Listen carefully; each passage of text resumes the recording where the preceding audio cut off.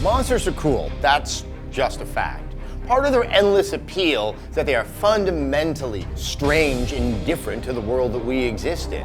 All of us can sit around and imagine that thing that would scare us when it goes bump in the night, but for Turtle Rock Studios, they had to figure out how to articulate that in such a way that you could control it, that it would become natural as you unleash your inner beast.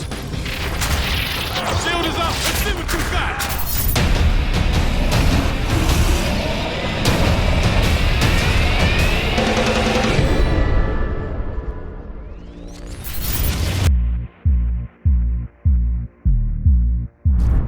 So, really, an essential component and one of the signature element of Evolve is the monster. Monsters are fantastical creatures. So really, there's almost like a sky's the limit on what you can do with them. What did you know, though, going in, what you had to do, A, to have an exciting monster and one that would be competitive inside of the game environment?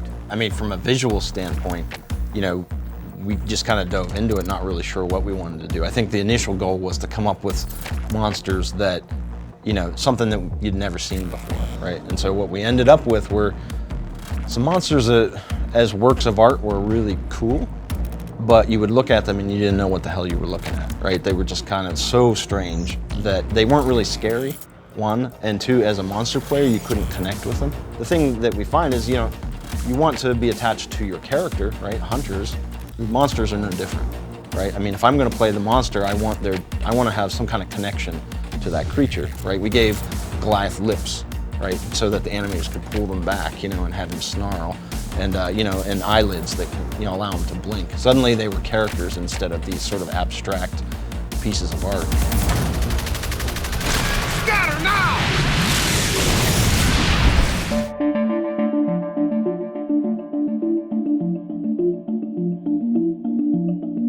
There's a lot of function and form that has to, you know, they have to coexist at all times and simultaneously.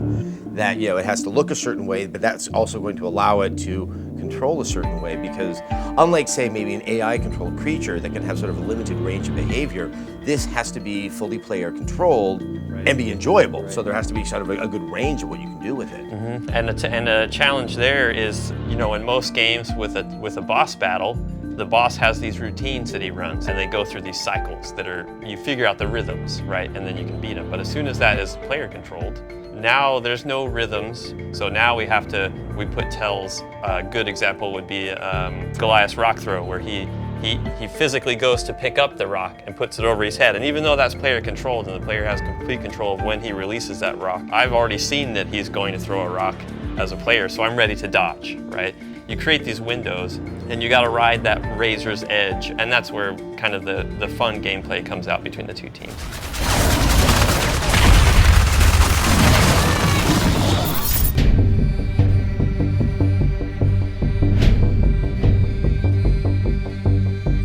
When you first started out with the game, with the monsters and where they are now, a lot has happened. The evolution of Goliath and Kraken. If you could sort of detail like what you thought you were going to be doing at the beginning, and then we can talk about sort of where it is now. Each monster always sort of filled a specific role. So we always knew off the bat that Goliath was the brawler, and he needed to get up close, always close the distance to get close to the hunters to sort of seal the deal. When we started, it was originally first person. It was a tedious affair, I guess, to say the least, to try to keep track of 4 guys who are all just ganging up on you. It's just frustrating for the player. Like, it wasn't an enjoyable experience. We played the game for a long time in first person, and one of the things that we never really saw was the sense of scale or like change. The evolution, the name of the game, was something that we had to sell. We knew that much. And you raise a camera up a few feet or even a couple meters, it wasn't really, there was no impact and definitely nothing exciting. Getting taller is only part of it. Like, it's very difficult to sell like a sense of weight and size. It just feels like you're driving like the crappiest car ever.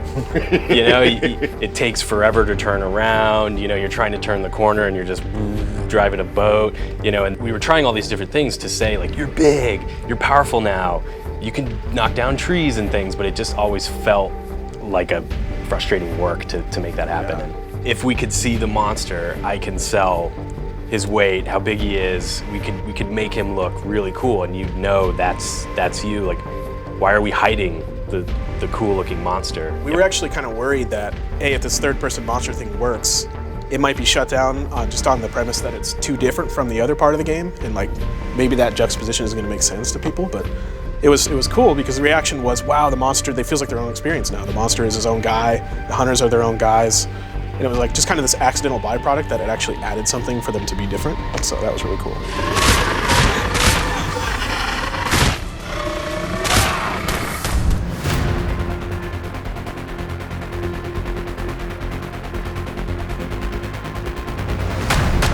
You know, we say monster, and I think we're conditioned to go bad guy or thing, which I should be very comfortable to loathe. But really, in the game, they're remarkable animals. Like there really isn't kind of a moral judgment that's passed on them, and you know, maybe sort of in allusion to movies like King Kong. You know, there's at times I couldn't help but have a degree of pathos, even sometimes when I was the hunter. I mean, did you always kind of see it as having, I don't say moral ambiguity, but actually a moral equity between the hunters and the monster itself? Yeah, I think so. I mean, the thing about the monsters that we decided very early on is we're not telling you where they're from. We're not telling you what their motivations are, right? That's all left to your imagination.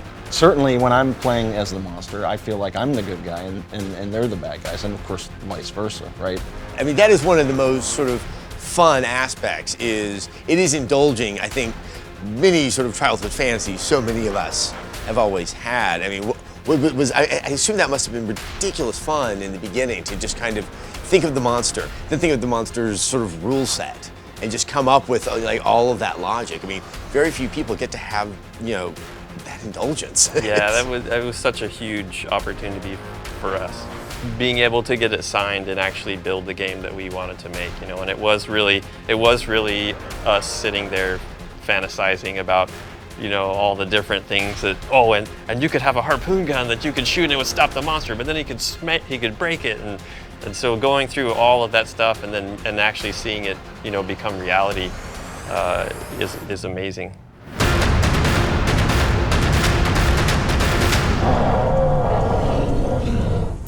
One of the great pleasures of conducting these interviews, and hopefully for all of you in watching them, has been such a fascinating look at the creative process of a talented developer. The experimentation, the risks, all in pursuit of something that wants to be fundamentally fun. From what I can see, that's been accomplished. But there's one more step in this creative evolution, and that's all of us playing the game.